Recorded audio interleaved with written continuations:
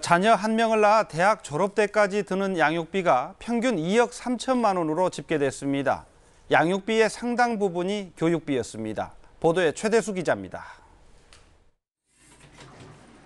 초등학교 3학년과 6학년에 다니는 딸을 둔 가정주부 김현주 씨. 영어와 피아노 학원, 그리고 보습 학원을 보내느라 두 딸 교육비로만 한 달에 70만 원을 넘게 씁니다. 지금도 사실은 애들 교육비가 만만치 않은데 중학교, 고등학교 보내면 또 어떻게 해야 되나 생각해보면 정말 깝깝한 점이 많죠. 보건사회연구원의 분석 결과 자녀 한 명이 대학을 마칠 때까지 드는 비용은 평균 2억 3천만 원 정도였습니다. 3년 전보다 17%, 3천만 원가량 늘었습니다. 이 가운데 교육비로 쓴 돈은 8,600만 원 정도로 양육비의 37%를 차지했습니다.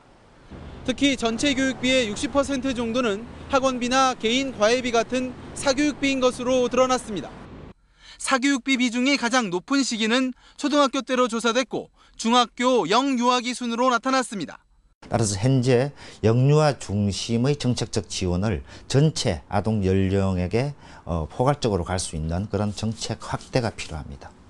월 평균 소득 500만 원 이상인 가정이 99만 원 미만인 가정보다 사교육비를 3배 이상 더 쓰고 있어 소득 수준에 따른 사교육비 양극화 문제 역시 심각했습니다. KBS 뉴스 최대수입니다. 부모의 자녀 뒷바라지는 대학 졸업으로 끝나는 것이 아닙니다. 자녀의 결혼에도 교육비 못지않은 목돈을 쓰고 있습니다. 이하경 기자의 보도입니다. 우리나라 신혼부부 한 쌍이 새로 가정을 꾸리는 데는 평균 1억 3천만 원 정도의 돈이 드는 것으로 조사됐습니다. 결혼 비용의 74% 정도를 신랑 측이 부담하고 있었고 신부 측은 그 나머지인 26% 정도를 부담하고 있었습니다.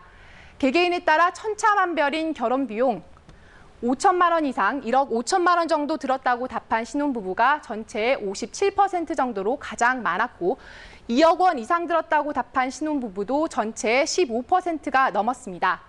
결혼에 들어간 돈을 좀 더 구체적으로 살펴보면 주택 마련 비용의 비중이 가장 높았습니다. 전체 결혼 비용의 66% 정도를 차지했는데 평균 8,570만 원 정도를 집을 마련하는 데 썼습니다. 이렇게 억대를 넘나드는 결혼 비용, 누가 마련할까요? 절반 이상인 55% 넘게 부모님들이 부담하고 있는 것으로 나타났습니다. 결국 부모는 자녀를 낳아서 떠나보내는 순간까지 자녀를 위해서 많은 돈을 쓰고 있는 것입니다. KBS 뉴스 이하경입니다. 네, 우리나라 부모들이 이렇게 자식 뒷바라지에 평생을 바치다시피 하면서 정작 자신들의 노후 준비는 뒷전일 수밖에 없습니다. 임승찬 기자가 취재했습니다.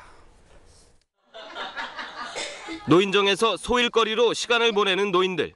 자식들을 다 키웠지만 머릿속에서는 늘 자식들 생각이 떠나질 않습니다. 부모로서 자식들을 언제든지 생각하는 마음은 다 그렇죠. 이미 다 크셨어도요? 예. 지금이라도 능력만 된다면 더 도와주고 싶다는 게 노인들의 한결같은 얘기입니다. 실제로 한 설문조사 결과 은퇴한 뒤에도 자녀 등 가족에게 경제적으로 도움을 주고 있다는 비율이 60대 83%, 70대는 64%나 됩니다.